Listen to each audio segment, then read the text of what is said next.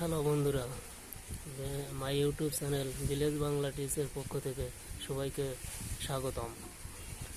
আজ আমি দেখাবো কিভাবে এমএস ওয়ার্ডে বিজয় 52 সফটওয়্যার ইউজ করা যায়। তবে তার আগে আমার ভিডিওটি সবাই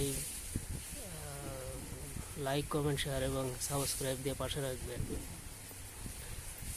তবে ভিডিওটি শুধুমাত্র যারা চাকরি প্রত্যাশী, বিশেষ করে কম্পিউটার অ্যাপ্লিকেশনে যারা কম্পিউটার অপারেটর যারা আবেদন করেন তাদের জন্য।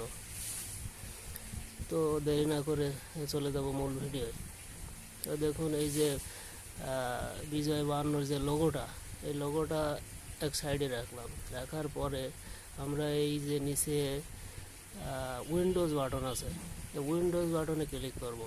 ক্লিক করার পর এখানে কেউ সার্চও দিতে পারে। আবার এমএস ওয়ার্ড লেখা রয়েছে, এমএস ওয়ার্ড অফিস, কারো 2007, 2010, 2011। তবে বর্তমানে 2011 বেশি ভালো। এমএস ওয়ার্ড, এমএস ওয়ার্ড, হ্যাঁ, এই যে এমএস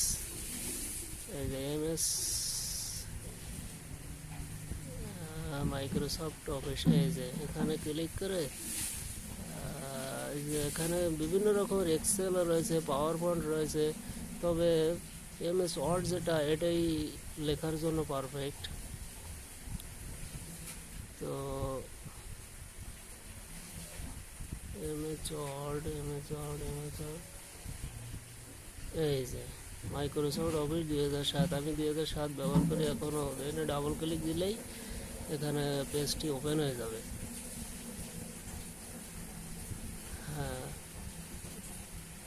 ওপেন হওয়ার পর এখন আমাদের কাজ হচ্ছে, এখানে এই যে ইংলিশ লেখা রয়েছে, আমরা প্রথমে বাংলা দেখব। ইংলিশ লেখা রয়েছে, ইংলিশ। এখানে বিজয় ক্লাসিক আছে, বিজয় ক্লাসিকে অন করব। করার পর এখানে দেখুন সুতনি এমজি, এখানে বিভিন্ন ফন্ট আছে। তবে সুতনি এমজি অব্র আছে, সুতনি এমজি সব থেকে গুরুত্বপূর্ণ বা ভালো। এই যে সুতনি এমজিটা এখানে না আছে।